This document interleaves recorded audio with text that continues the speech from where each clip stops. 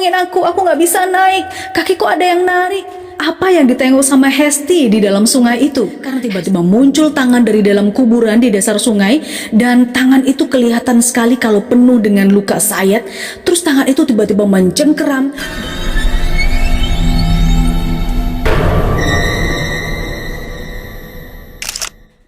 Hai teman-teman, terima kasih untuk kamu yang sudah klik video ini. Ini adalah cerita horor pengalaman dari Hesti. Sewaktu dia masih kelas 5 SD, sekitar usia 10-11 tahun. Waktu itu Hesti tinggal di sebuah daerah perkebunan di mana area belakangnya itu terdapat sungai yang sangat jernih. Nah, di sini sesuai dengan permintaan Hesti, untuk nama tempat, nama tokoh, nama lokasi itu sengaja disamarkan sama tim aku untuk menjaga privasi.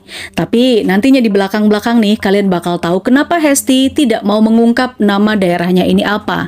Karena katanya ceritanya Hesti ini berkaitan dengan mitos di daerah itu. Hesti ingat banget kok waktu itu, dulu waktu masih SD, Hesti sama teman-temannya termasuk juga sama semua saudara-saudaranya itu punya kebiasaan mandi di sungai hampir setiap hari sepulang sekolah. Tetapi siapa sangka teman-teman, kebiasaan Hesti mandi di sungai ini justru mendatangkan malapetaka buat saudaranya, seseorang yang dia sayangi, bahkan sampai makan korban jiwa. Waduh, kita penasaran ya gimana ceritanya Hesti. Oke, biar nggak penasaran, nggak usah lama-lama sama ceritanya Hesti. Kamu siapin dulu cemilannya, enakin rebahannya, dan aku mulai ceritanya sekarang.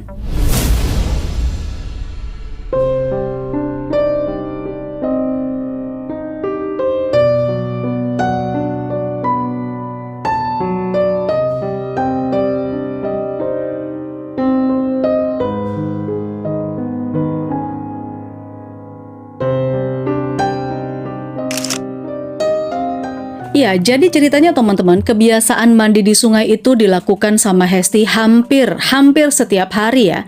Otomatis setiap kali dia ini pulang sekolah selalu dalam keadaan basah kuyup. Lalu suatu hari nih ceritanya Hesti seperti biasa, ketika dia pulang dari sekolah, Hesti ini nggak langsung pulang, tapi dia berencana untuk mandi dulu nih di sungai yang letaknya memang di belakang perkebunan daerah rumahnya. Hari itu Hesti nggak sendiri, dia bersembilan mandilah di sungai itu. Kenapa jumlahnya sampai 9 orang banget? Iya, karena dia sama teman-temannya dan juga sama saudara-saudaranya. Sebut saja selain Hesti di situ ada kedua adiknya, si tengah, si bungsu. Lalu juga ada Vita dan Tiwi, ini ponakannya, dan ini juga kakak beradik ya. Lalu saudara-saudaranya dan teman-temannya yang lain. Mereka masuk tuh ke area perkebunan sambil celingak-celinguk ke kanan kiri melihat sekeliling. Nah, kok kayak maling aja? Iya, takutnya memang ada orang-orang yang kerja di perkebunan yang memang nggak suka kalau mereka itu mandi di situ. Jadi otomatis kalau ketahuan mandi di situ nih, anak-anak pasti diusir lah dari sana. Mereka sering banget diam-diam mandi di situ siang harinya. Kenapa dipilih siang? Karena siangnya orang-orang yang kerja di perkebunan itu masih pada kerja di kantornya, belum ada di perkebunan. Jadi setelah dirasa aman nih teman-teman ya, mereka berlarian menuju sungai. Di sana mereka ini langsung lempar tas, lompat ke dalam sungai dan biur, seger. Cukup lama mereka di sana sampai akhirnya udahan. Kenapa? Karena lapar. Adiknya yang bungsu, adiknya Hesti ini juga merengek udah minta pulang karena kelaparan banget. Ya udah deh, mereka naik tuh ya satu persatu ke daratan, kecuali ponakannya Hesti yang namanya Vita. Tiba-tiba Vita ini teriak minta tolong. Tolongin aku nggak bisa naik, kakiku ada yang narik, kata Vita sambil dia melambai-lambaikan tangan gini teman-teman. Nah, Hesti di situ kaget ya, spontan dia langsung lompat lagi ke sungai dan berusaha menarik badannya Vita. Tapi di situ Vita malah teriak, aduh sakit, kakiku sakit, berasa ada yang narik. Nggak pikir panjang, Hesti di situ langsung inisiatif nyelam dong ke dalam. Namanya juga anak SD, nggak pikir yang aneh-aneh gitu loh. Hesti ngiranya kaki Vita itu kayak kelilit akar atau kelilit tumbuh-tumbuhan yang ada di dalam air. Tapi tahu nggak kalian teman-teman, apa yang ditengok sama Hesti di dalam sungai itu? Hesti di situ kaget banget. Ternyata di dalam sungai atau di dasar sungai, Hesti melihat ada dua patok yang sangat mirip. Bukan mirip sih, tapi itu memang kuburan. Iya, itu adalah kuburan yang ada di dasar sungai. Dan ngerinya lagi nih ya, dari kuburan itu, dari dalamnya tiba-tiba muncul aja tangan. Iya, tangan. Hesti kaget banget karena tiba-tiba muncul tangan dari dalam kuburan di dasar sungai. Dan tangan itu kelihatan sekali kalau penuh dengan luka sayat. Terus tangan itu tiba-tiba mencengkeram dan menarik kakinya Vita. Itu yang dilihat Hesti. Tapi untungnya tangan itu langsung melepaskan kaki Vita karena Hesti di situ sempat agak sedikit teriak meskipun di dalam air. Hesti langsung membantu Vita berenang ke tepi. Vita hampir kehabisan nafas di situ, teman-teman. Di situ Hesti dan saudara-saudaranya semua panik dan takut. Tapi Vita malah bilang dia nggak apa-apa. Lalu mereka menjauh ya dari sungai dan duduk dulu sambil ya menepuk-nepuk pipinya Vita. Ya soalnya kan nggak tahu lagi nolonginnya harus gimana, kata Hesti. Jadi ya asal-asalan aja. Yang penting katanya Hesti, si Vita ini masih sadar gitu loh. Kurang lebih 5-10 menit ya Vita duduk. Tiba-tiba aja Vita berdiri, terus masih terlihat dia pucat tuh ya. Dia bilang, "Ayo pulang," kata Vita. "Fit, kamu sama adekmu nanti nginep aja ya di rumah aku. Jadi besok bisa berangkat sekolah sama-sama," kata Hesti ke Vita. Nah, Vita di situ nggak menjawab, teman-teman. Dia hanya mengangguk aja sambil terus megangin perutnya. Agak aneh sih dia di situ karena lebih banyak diemnya. Terus sesampainya di rumah, ibunya Hesti, sebut saja Ibu Hesti gitu ya, nanya, "Loh, kenapa Vita? Kok megang perut? Kamu sakit?" Vitanya jawab, "Iya Nek, perut Vita sakit, kepalanya juga berat." Vita di situ seperti mual-mual ya, mau muntah gitu dan perutnya kayaknya terlihat kembung. Ibu Hesti itu langsung melotot tuh ke arah Hesti sambil bilang, "Kalian tadi mandi di mana? Kok tiba-tiba Vita sakit kayak gini? Udah dibilangin kalau pulang sekolah langsung pulang." Kenapa Hesti yang dimarahin? Ya karena Hesti di situ yang tertua ternyata. Akhirnya Hesti cerita juga tuh kejadian di sungai tadi kepada orang tuanya, termasuk ke bapaknya juga. Nah di situ bapaknya yang mendengar Hesti cerita kayak gitu sempat marah besar. Bapak Hesti tuh hampir mukul juga, hampir aja dipukul, hampir, masih belum terjadi sih. Oke, singkat cerita, siang harinya pas makan siang, Vita di situ tampak nggak selera makan. Dia ini terus aja megangin perutnya, bahkan kayak pada saat Hesti lagi nyuapin dia nih, tiba-tiba Vita bilang, "Aku lemes," dan tiba-tiba bruk, Vitanya pingsan. Hesti panik dong di situ. Dia teriak-teriak manggil bapaknya, "Pak, Vita pingsan, Pak." Bapaknya di situ yang kaget mendengar teriakan Hesti dan melihat Vita pingsan kayak gitu, langsung datang buat nolongin. Dan dengan sedikit pengetahuan yang diketahui sama bapaknya soal pengobatan-pengobatan tradisional gitu, teman-teman, Bapak Hesti ini mengambil beberapa botol minyak dan juga rempah-rempah dioleskan ke perutnya Vita. Entah karena firasat atau apa gitu ya, tiba-tiba siang hari itu juga nih, ibunya Vita itu datang ke rumahnya Hesti. Kayak ibu Vita ini tahu aja gitu loh kalau anaknya lagi sakit.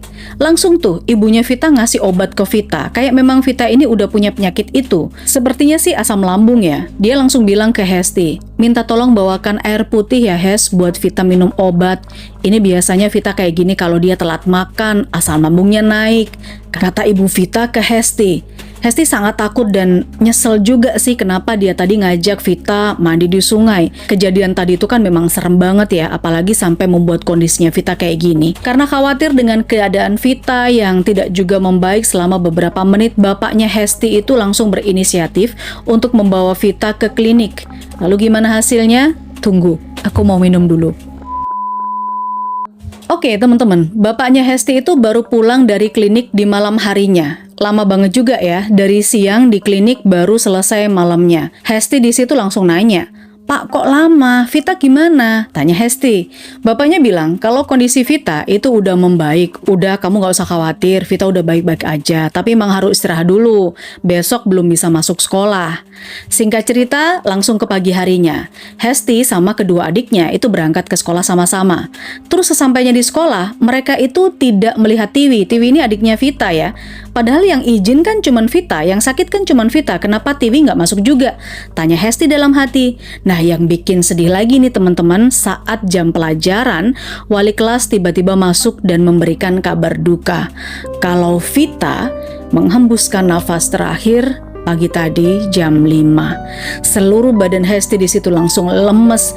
Dia nggak tahu harus bicara apa. Mengetahui kondisi seperti itu, akhirnya Hesti dan saudara-saudaranya dan adik-adiknya itu diizinkan pulang lebih awal. Karena memang kan masih saudaraan juga sama Vita kan. Mereka masih dalam suasana berkabung lah istilahnya. Lalu pas nyampe di rumah, kesedihan Hesti itu makin bertambah aja teman-teman. Karena mereka ternyata nggak bisa melihat Vita terakhir kalinya. Selain kendala transportasi ya, karena jarak rumahnya Vita sama Hesti ini ternyata jauh banget. Bapaknya Hesti itu memutuskan berangkat sendiri ke rumahnya Vita, jadi nggak ngajak Hesti, ditinggal aja gitu loh. Sedih banget kan di situ Hestinya, nggak bisa melihat Vita untuk terakhir kalinya. Oke, setelah beberapa bulan berpulangnya Vita, suasana nuansa berkabung itu masih kerasa. Tapi tiba-tiba ibu Vita itu datang ke rumah Hesti. Di situ kebetulan lah Hesti langsung nanya banyak hal soal Vita. Ibunya Vita bilang kalau Vita itu terkena serangan makhluk halus. Tapi dia nggak menjelaskan secara detail ya. Tadinya sih Hesti ini mau cerita soal kejadian yang ada di sungai. Tapi dia urungkan niatnya itu. Karena ternyata Vita itu udah cerita duluan ke ibunya. Bahkan Vita itu juga sempat menambahkan bumbu-bumbu dari ceritanya. Dia bilang ke ibunya kalau Hesti itu ternyata hampir hanyut karena nolongin dia tuh pas tenggelam tadi gitu kan. Nah, Vita juga bilang kalau Hesti itu sampai sesak nafas, kelamaan nyelam buat melepaskan apa yang ada di kakinya. Nah mungkin Vita cerita begitu biar Hesti ini nggak ngerasa bersalah kali ya. Padahal kan kejadiannya nggak begitu juga. Terus ibu Vitanya ini lalu bilang kalau hari itu ternyata Vita juga baru datang bulan, baru mens, dan sakit perutnya itu belum sembuh total.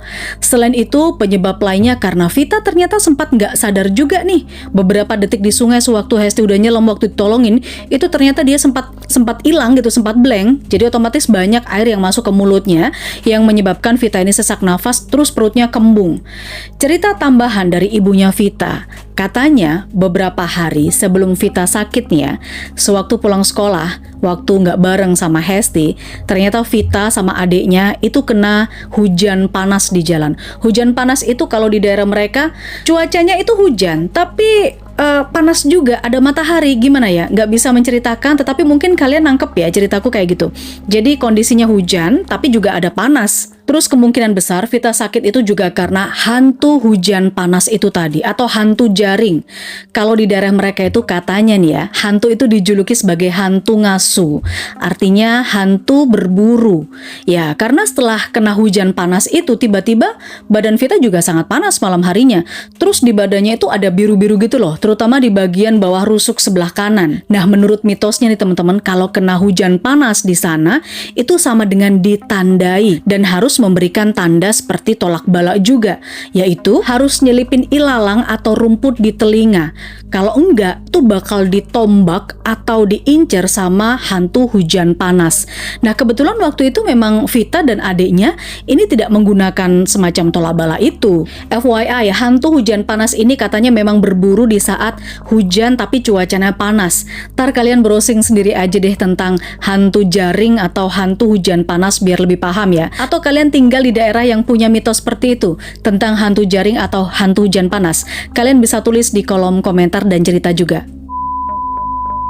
Ya udah ya, itu tadi ceritanya Hesti. Mungkin memang nggak terlalu horor sih teman-teman, tapi punya banyak sekali pesan dari cerita ini. Di antaranya pesan yang ada di video ini adalah jangan suka bantah larangan orang tua, jangan suka telat-telat makan, ngeremehin jam makan, dan jangan sembarangan juga datang ke lokasi-lokasi yang belum kalian kenal. Oke, kita bantu doa ya, semoga Vita di sana mendapatkan tempat yang terindah. Amin ya robbal alamin. Buat kamu yang mau cerita juga dan mau aku bawain di channel ini, silahkan kamu bisa langsung saja chat ke WhatsApp, ada di deskripsi video ini ya. Kamu tinggal cek dan kamu cerita horor kamu di sana. Semoga bisa kita angkat untuk cerita horor berikutnya. Ketemu lagi dengan aku di video yang lain. Bye bye.